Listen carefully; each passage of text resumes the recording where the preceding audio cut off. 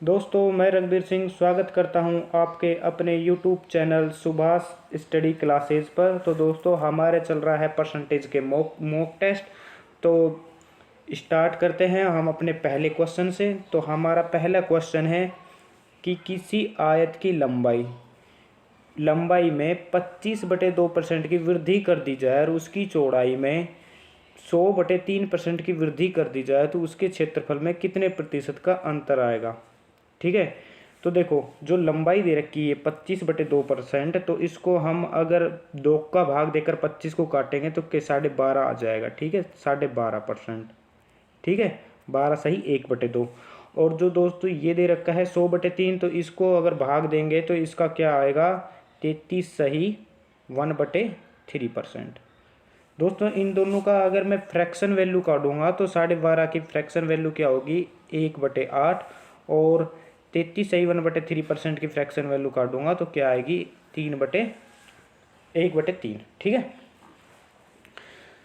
तो अब देखो, ये हमारी फ्रैक्शन वैल्यू निकल के आ गई। ठीक है। तो यहाँ दोस्तों जो भी परसेंटेज ज़्यादातर चलेगी वो हमारी क्या चलेगी, फ्रैक्शन वैल्यू में। दोस्तों, आपको फ्रैक्शन वैल्यू काटनी आनी चाहिए। जो अगर मैंने बताई नहीं है वो तो चलो आप करते रहना, लेकिन जो मैं बता रहा हूँ उसे आप याद रखना। ठीक है। तो चलो, ये फ्रैक्शन वैल्यू है हमारी।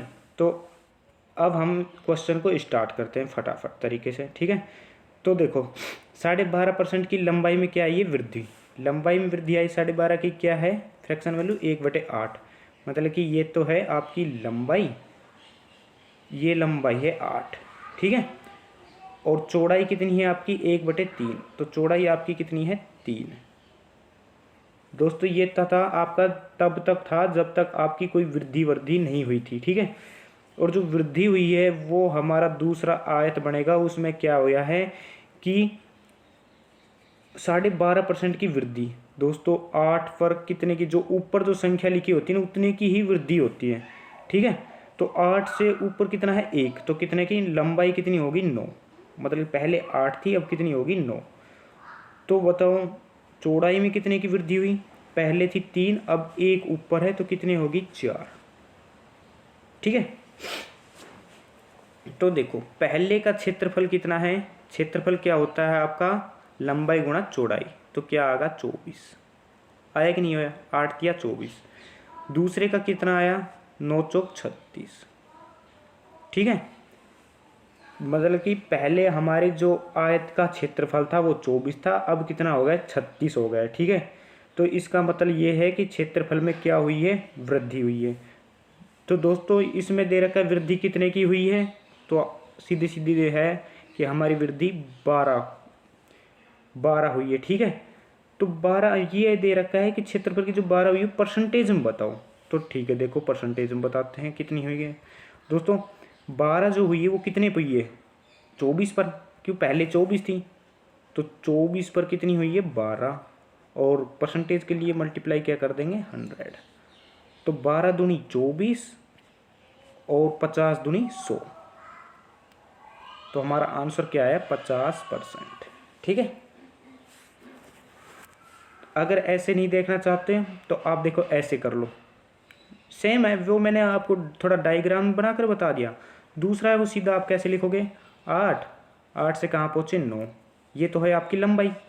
और दूसरा क्या है, 3, 3 से आप कितने पर पहुँचे, 4 पर। इन दोनों को आप सिर्फ मल्टीप्लाई कर दो, इन दोनों को मल्टीप्लाई कर दो तो 24 और ये 36। तब भी वही आ रहा है अंतर आपका 12 का, और 12 बटे वही 24 और मल्टीप्लाई 100, तो भी आंसर आपका 50 ही आ रहा है, 50%। ठीक है। तो हमारा अगला क्वेश्चन, ठीक है, अगला क्वेश्चन।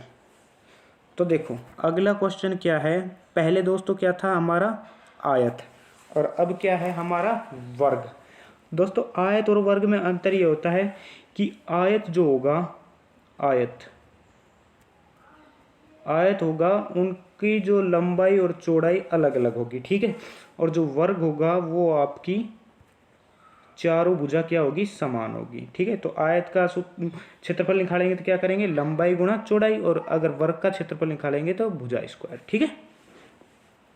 देखो, क्वेश्चन क्या कह रहा है हमारा, यदि किसी वर्गाकार क्षेत्रफल की प्रत्येक भुजा में 40% की कमी 40% की कमी कर दी जाए तो वर्गाकार क्षेत्रफल में कितने प्रतिशत की कमी आ जाएगी। देखो 40% की फ्रैक्शन वैल्यू देखो कैसे काटते हैं, फ्रैक्शन वैल्यू बताता हूँ आपको। परसेंटेज जो भी लिखी होगी आप उसे लिख दो ऊपर, और ये परसेंटेज का निशान हटाओगे तो नीचे क्या कर दोगे 100, तो 1 0 से 1 0 कर दोगे कैंसिल, इसे 2 से काट दोगे 2 दूनी 4, इसे 2 से काट दोगे 2 पंजे 10, तो आपकी फ्रैक्शन वैल्यू क्या निकल के आई 2/5। ठीक है, तो देखो आपकी जो मूल वैल्यू है वो कितनी है, जो नीचे की साइड में होती है वो हमारी क्या होती है मूल वैल्यू। ठीक है, जो बटे में होगी वो क्या होगी हमारी मूल वैल्यू होगी। ठीक है, तो मूल वैल्यू हमारी क्या है 5, लेकिन कमी हो रही है ऊपर। मैंने कहा ये बताया था कि जितनी संख्या होगी उतने की ही कमी करेंगे। तो 5 से कितने पर आए हम, 2 कम कर 3 पर। फिर उसके बाद स्क्वायर है क्योंकि भुजा स्क्वायर होती है, 5 से फिर कहाँ पर आए हम 3 पर। दोस्तों इन दोनों को ऑप्शरी में मल्टीप्लाई करो और इन दोनों को ऑप्शरी में मल्टीप्लाई करो। तो दोस्तों ये तो हमारी आई 25 और ये होगी 9, मतलब कि ये कि पहले हमारा जो वर्गाकार क्षेत्रफल था वो पहले हमारा था 25, लेकिन जैसी 40% की कमी की गई तो हमारा वर्गाकार का क्षेत्रफल कितना आया 9। तो दोस्तों कमी हुई कितने पर 25 पर। कितने की कमी हुई, आप कहोगे सर जी 25 में से 9 घटा दो तो कितना आएगा 16, और परसेंटेज के लिए क्या करेंगे 100, तो 25 चौके क्या करेंगे 100 ते कट गया और 16 चौके 64, आंसर हमारा क्या आया 64%। ठीक है, तो चलो अगले नेक्स्ट क्वेश्चन की तरफ। नेक्स्ट क्वेश्चन है हमारा, यदि चीनी के मूल्य में 20% की वृद्धि कर दी जाए। ठीक है, चीनी के मूल्य में 20% की वृद्धि कर दी जाए तो वास्तविक खपत हमारी 36 रुपये kg है। ठीक है, तो उसकी खपत में कितने परसेंट की कमी करें कि उसके कुल खर्च में 10% की वृद्धि हो। ठीक है, 10% की क्या होगी हमारी वृद्धि होगी। ठीक है, अब देखो खर्च में 10% की वृद्धि बताइए, मतलब कि ये कह रहा है कि जैसे हमने पहले हम खर्च करते थे कितने रुपए 100 रुपये। ठीक है, पहले हम 100 रुपये खर्च करते थे। ठीक है, लेकिन ये कह रहा है अब 100 रुपये नहीं, अब मैं 110 रुपये खर्च करूँगा क्योंकि 10% वृद्धि बता रहा है। तो 100 पर अगर 10% की वृद्धि काटेंगे तो आप ऐसे ही तो काटोगे 100 ऊपर 10 और नीचे क्या करोगे 100। ठीक है, 2 0 से 2 0 कैंसिल, तो हमारा मतलब 10% ही निकल गया। तो 100 में 10% और जोड़ देंगे तो क्या हो जाएगा कि 110 रुपये खर्च करूँगा। मैं पहले मतलब कि 100 रुपये खर्च करता था, अब 110 करूँगा। तो इसी में ये क्वेश्चन कहा गया है कि चीनी का जो मूल्य है, ठीक है, चीनी का जो मूल्य है, मूल्य में भी क्या हुई है वृद्धि हुई है। ठीक है, अगर मूल्य में भी वृद्धि हुई है, पैसे भी अधिक खर्च कर रहा है, तो मूल्य में वृद्धि हुई है तो मेरे आप ही बताओ कि अगर कोई चीज़ में अगर वृद्धि होगी तो सामान आप कुछ कम खरीदोगे, होगा कि नहीं होगा। सही है, तो देखो इस मैंने आपको पहले भी एक सूत्र बताया था कि खर्च बराबर क्या होता है आपका, खर्च बराबर क्या होता है मूल्य मल्टीप्लाई खपत। दोस्तों इस सूत्र को याद रखो, ये जो सारे क्वेश्चन हैं जो खतरनाक से खतरनाक क्वेश्चन आपको दिखते हैं ये सारे इसी ही सूत्र पे सारे खत्म हैं, कहानी खत्म इसकी। ठीक है, तो अब हमसे खपत पूछी गई है, तो देखो खपत हमसे पूछी गई है तो हम इस सूत्र को थोड़ा सा चेंज कर देंगे। कैसे चेंज करेंगे कि खपत को हम अगर खपत हम यहाँ की यहाँ रखेंगे और इसको अगर यहाँ ले जाएंगे तो ये आपको नीचे आ जाएगा, मूल्य आ जाएगा नहीं आ जाएगा, यहाँ से कट। ठीक है, और यहाँ पर आपका आ जाएगा सीधा सट क्या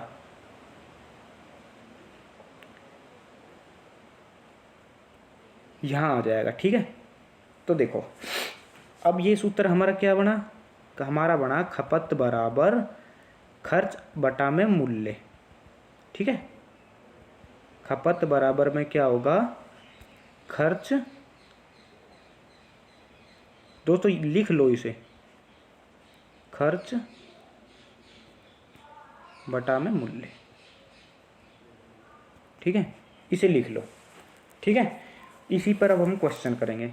दोस्तों ऊपर हमेशा याद रखना खर्च, नीचे हमेशा याद रखना मूल्य, क्योंकि अगर आप इसे नीचे ऊपर कर दोगे तो गड़बड़ हो जाएगा। आपको याद रखना है कि आपको ये खर्च और वो खपत और मूल्य गुणा में करना है, तो गुणा में होगा तो ये संख्या ऊपर ये नीचे। ठीक है, तो इसी सूत्र से अब हम करेंगे इसको बिल्कुल ही इजी तरीके से। ठीक है, तो देखो 20% की वृद्धि हुई है, तो मतलब कि 1/5 इसकी फ्रैक्शन वैल्यू। और खर्च कितना करा है इसमें, खर्च में वृद्धि हुई है 10% की, तो 10% की फ्रैक्शन वैल्यू क्या होगी, 1/10। तो दोस्तों देखो 10 रुपये पहले खर्च करता था, अब वो कर रहा है कितने, 11 रुपये। यही कह रहा है, क्योंकि 10 से 1 वृद्धि तो कर रहा है, तो 1 की वृद्धि हो रही। मैंने क्या कहा है कि जो संख्या ऊपर होगी उतने की ही वृद्धि करेंगे या उतने की हम कमी करेंगे, कमी दी हुई है तो। और दूसरी क्या कहा गया है, ये तो देखो दोस्तों कि ये तो है खर्च आपका, क्योंकि खर्च 10% का दे रखा। दूसरा है क्या है आपका कि 5 रुपये अगर चीनी के मूल्य था पहले, तो अब क्या हो गया कि 6 रुपये मूल्य हो गया। ठीक है, क्योंकि 20% की वृद्धि बता रहा है। और ये दोनों क्या है आपसी में, बटे में।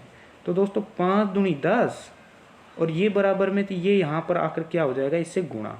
तो दोस्तों 12 बराबर 11। आपका आंसर यही है, 12:11 लिख लो इसे। ठीक है, 12:11 इसे लिखो, 12 यहाँ पर और 11 यहाँ पर। ठीक है, ये हमारा आ गया किसका, खपत आ गई हमारी, कि पहले हमारी खपत कितनी थी 12, अब हमारी कितनी है 11। लेकिन दोस्तों हमसे ये थोड़ी कहा गया है कि 12 है, वो कह रहा है कि वास्तविक हमारी जो खपत है वो 36 है, 12 नहीं है 36 है। दोस्तों इससे कितना गुना ज़्यादा है, आप कहोगे 3 गुना। तो वास्तविक तो दोस्तों ये है जो पहले वाली है, और अब वर्तमान वाली क्योंकि वृद्धि की गई है तो वर्तमान अब कम खरीदेंगे, तो अब खरीद रहे हैं हम 11। लेकिन एक्चुअल में अगर देखा जाए तो ये अगर 36 है तो ये कितनी होगी आपकी, 11 या 33, कि वर्तमान में हम कितनी खरीद रहे हैं, 33 किलो। ठीक है, जैसे मान लो टमाटर में पहले 36 केजी खरीदता था, लेकिन अब मैं खरीदता हूँ कितना हूँ, 33 किलो। तो दोस्तों कितने की कमी की गई है, आप कहोगे कि इन दोनों का अंतर तो 1 आ रहा है, लेकिन 1 नहीं, हमने कितने की गई है, मल्टीप्लाई 3 ही तो करोगे सबसे, तो 3। तो दोस्तों हमारा आंसर क्या हुआ कि हमारी खपत कितनी की कमी की गई, 3 की। ठीक है, चलो चलते हैं अगले नेक्स्ट क्वेश्चन की तरफ।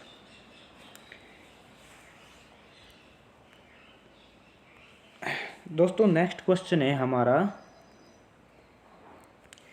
कि चीनी के मूल्य में 20% की वृद्धि की जाए और उसकी खपत में 6 केजी की कमी आ जाए और कुल खर्च में 5% की वृद्धि हो जाए, तो चीनी की वास्तविक खपत क्या होगी। तो दोस्तों चीनी के मूल्य में अगर वृद्धि हुई है तो आपको ये तो पता होगा बिल्कुल कि खपत में क्या होगी, कमी। ठीक है, तो सेम वैसा ही क्वेश्चन है। ठीक है, वही खपत बराबर खर्च अपॉन में मूल्य। ठीक है, तो देरी ना करते हुए सीधे फ्रैक्शन वैल्यू से कर देते हैं। 20% की कितनी फ्रैक्शन वैल्यू क्या होती है, 1/5, और 5 की फ्रैक्शन वैल्यू कितनी होती है, 5/100। तो काटोगे तो 1/20।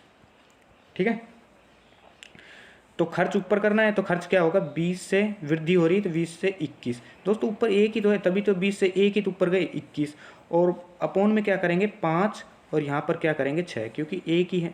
इससे इसे काटेंगे तो 5 चौक 20, और ये इसको मल्टीप्लाई आप सिर्फ कर देंगे तो क्या आ जाएगा 24। तो दोस्तों हमारा जो खपत का जो निकल के आई है वैल्यू, वो क्या आई है हमारी 24 और 21। मतलब कि वास्तविक तो क्या है हमारी 24। ठीक है, वास्तविक तो क्या है हमारी 24 और वर्तमान की क्या है हमारी 21। तो दोस्तों ये इसने ये कह रखा है इनका अंतर तो है हमारा कितना 3 का, लेकिन ये 3 का नहीं कह रहा है, ये कह रहा है कि हमें सिर्फ 6 केजी की कमी की गई है। दोस्तों यहाँ तो 3 केजी की कमी दिख रही है हमें, लेकिन ये 6 है, तो इससे कितने गुने ज़्यादा, आप कहोगे 2 गुने ज़्यादा, 6 हो गए। तो ये पूछ रहा है वास्तविक खपत। दोस्तों ये है हमारी वास्तविक खपत, तो वास्तविक खपत भी क्या हो जाएगी 2 गुना, तो दोस्तों क्या आ जाएगा आपका 48 केजी। दोस्तों वर्तमान पूछ ले तो आप भी इससे गुणा कर दो 2, तो क्या करेंगे 21 दूनी 42, सारी की सारी निकल के आ गई। ठीक है, तो हमारा आंसर क्या हुआ 48। ठीक है, चलो चलते हैं अगले नेक्स्ट क्वेश्चन की तरफ। नेक्स्ट क्वेश्चन है हमारा, एक विद्यार्थी ने दोस्तों मैं नहीं है ये ने है, एक विद्यार्थी ने किसी संख्या को 5/3 से गुणा करने के स्थान पर 3/5 से गुणा कर दिया, तो परिकलन में जो त्रुटि हुई है वो ज्ञात करनी। तो दोस्तों देखो कोई संख्या थी, ठीक है, वो मैंने 5/3 करनी थी। ठीक है, लेकिन वो गलती से मैंने कितने से कर दी, 3/5 से।